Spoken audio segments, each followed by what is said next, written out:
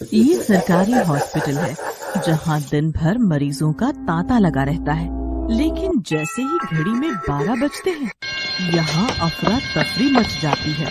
चलो चलो चलो जल्दी चलो, 8 बज गए। अरे पर कहाँ? हम यहाँ से क्यों जा रहे हैं? पूछो मत, बस चलो चलो चलो चलो चलो। सारे पेशेंट और अस्पताल में काम करने वाले सभी अस्पताल खाली कर दिया करते हैं। एक दिन की बात है, संजय और उसकी पत्नी संगीता अपनी कार से कहीं जा रहे थे। अचानक बारिश शुरू हो गई। अजी आराम से चलाइए, बारिश शुरू हो गई है। मैं क्या पहली बार गाड़ी चला रहा हूँ? मैं तो ये बोल रही थी कि रास्ता ठीक नहीं है, इसीलिए जरा संभाल कर चलाइए। हाँ हाँ, अब तुम मुझे सिखाओ, मुझे गाड़ी कैसे चलानी है। इनकी इस बहस में गाड़ी का संतुलन बिगड़ा और वो सीधे एक पेड़ से टकरा जाती है। संगीता, संगीता, तुम ठीक तो हो? अरे रे, इतना खून बह रहा है, सब मेरी गलती है। मुझे तुम्हारी बात मान लेनी चाहिए थी। संगीता, तुम फिक्र मत करो, तुम्हें कुछ नहीं होगा। संजय ने अपनी घायल पत्नी को गोद में उठाया और अस्पताल की ओर चलने लगा। संजय और संगीता इस इलाके में नए थे, उन्हें सरकारी अस्पताल के बारे में कुछ नहीं पता था। संजय अस्पताल का बोर्ड देखकर बहुत खुश हुआ। संगीता, अस्पताल मिल गया, अब तुम ठीक हो जाओगी। संजय अस्पताल के अंदर गया। डॉक्टर, नर्स, कमाल है, यह अस्पताल पूरा खाली क्यों है? संजय ने संगीता को वहीं स्ट्रेचर पर रखा और डॉक्टर को ढूंढने चला गया। वो भीतर के कमरे में गया जहाँ बहुत अंधेरा था। डॉक्टर, कोई है यहाँ? वहीं दूसरे कमरे में गया, वहाँ भी कोई नहीं था। अचानक सारी लाइट्स बंद चालू होने लगी। ये क्या, कुछ तो गड़बड़ है। संजय दौड़ते हुए दरवाजे पर पहुँचा, तभी उसे उसकी पत्नी दिखाई दी। संगीता, तुम यहाँ? वो तुम्हारे जाने के बाद डॉक्टर आए थे, उन्होंने इलाज किया और पट्टी बांध दी। अच्छा है, वरना मुझे लगा था कि यह अस्पताल वीरान है। चलो अब चलते हैं। नहीं नहीं, डॉक्टर ने बोला है मुझे कुछ देर आराम करने की जरूरत है। हम कुछ घंटे यहीं रहते हैं, फिर सवेरे चले जाएंगे। ठीक है। संजय और संगीता वहीं बेंच पर बैठे बैठे सो गए। अचानक संगीता ने अपनी आंखें खोली और वो मुर्दा घर की ओर बढ़ने लगी। कुछ देर बाद संजय की आंखें भी खुली। संगीता, संगीता! वो संगीता के पीछे पीछे दौड़ते दौड़ते मुर्दा घर पहुंचा। संगीता, तुम यहाँ क्या कर रही हो? अपना शरीर देख रही हूँ। हाँ, अपना शरीर देख रहा हूँ। मौत की चीखों के साथ रात ढल गई और अगली सुबह जब अस्पताल खुला तो मंजर ही दिल दहला देने वाला था। संजय की लाश मुर्दा घर के फर्श पर पड़ी हुई थी और संगीता वहीं पंखे से लटकी हुई थी। ये लोग भी उस अघोरी आत्मा के शिकार हो गए। अघोरी आत्मा? हाँ, तू मेरे साथ चल, मैं तुझे सब बताती हूँ। दोनों नर्सेस रेस्ट रूम में गई। 1 महीने पहले की बात है, रात के करीब 10 बजे होंगे।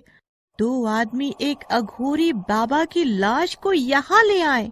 डॉक्टर, इनको देखिए, यह तो मर चुका है। मैं तो तुझे बोल रहा था, यह मर चुका है। तूने मेरी बात नहीं मानी। अरे लेकिन अगर यह जिंदा होता तो इसकी जान बच जाती। क्या यह बाबा तुम्हारी गाड़ी के नीचे आकर मर गया? नहीं नहीं सर, हम तो जंगल में कैंपिंग कर रहे थे, तभी हमें यह मिले। हमें लगा कि इनकी तबीयत खराब है, इसलिए इंसानियत के नाते इन्हें यहाँ ले आए।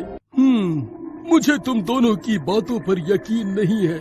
हमें इनका पोस्टमार्टम करना पड़ेगा, तभी सच सामने आएगा। नर्स, आप पुलिस को इन्फॉर्म कर दीजिए। हैं? देख, तेरी इंसानियत के चक्कर में हम आज फिर से फंस गए। डॉक्टर लाश का पोस्टमार्टम करके मुर्दा घर ले गए। डॉक्टर ने पोस्टमार्टम करना शुरू कर दिया, लेकिन डॉक्टर अचंभे में रह गए। This is impossible. इसका पूरा शरीर मर गया है, लेकिन हार्ट चल रहा है।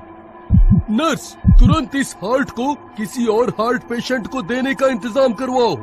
जैसे ही डॉक्टर ने हार्ट की नस काटी, शरीर से उस अघोरी की आत्मा बाहर निकल आई। अरे ओ डॉक्टर, तूने मेरी तपस्या भंग कर दी, तूने मुझे मार दिया। उस अघोरी की आत्मा ने पहले उस डॉक्टर का गला घोंट दिया, फिर उस नर्स का। अघोरी की आत्मा गुस्से में मुर्दा घर के बाहर आई, उन दोनों आदमियों की ओर बढ़ने लगी। अघोरी की आत्मा ने उन दोनों आदमियों को गर्दन से उठा लिया और उनका गला दबाकर मार दिया। इस अस्पताल ने मेरी जान ली है। आज से इस अस्पताल में मैं किसी को जीने नहीं दूंगा। यही मेरा इंतकाम है। उस दिन के बाद जो भी इस अस्पताल में 8 बजे के बाद आया, उसे इस अघोरी ने तड़पा तड़पा कर मार डाला। लेकिन इसमें ना तो उस डॉक्टर की और ना ही उन लड़कों की गलती थी। वो तो सिर्फ मदद कर रहे थे बहन। कुछ चीजें इंसानी दिमाग के परे हैं। ये अघोरी भी ऐसे ही है।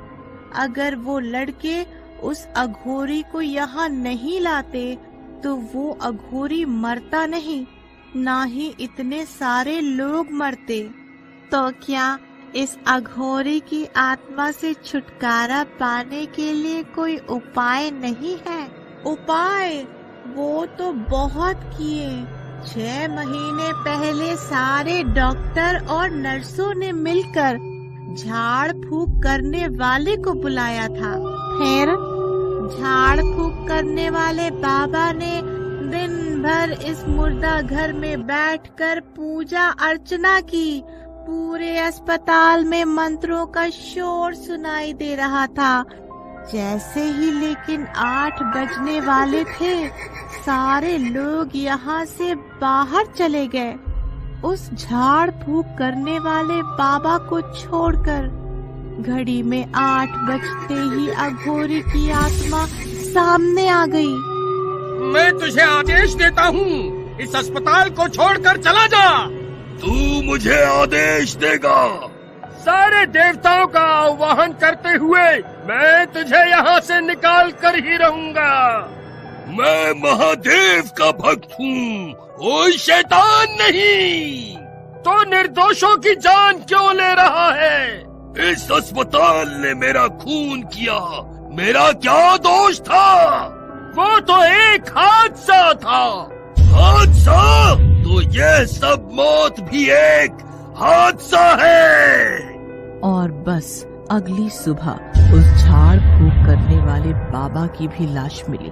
अब भगवान ही जाने इस अघोरी की आत्मा का क्या उपाय है। बाप रे, क्या अभी भी उसे अघोरी की लाश मुर्दा घर में है? हाँ है। उसका अंतिम संस्कार क्यों नहीं कर देते? कोई उसके शरीर को छू ले तो अघोरी उसे मार देता है।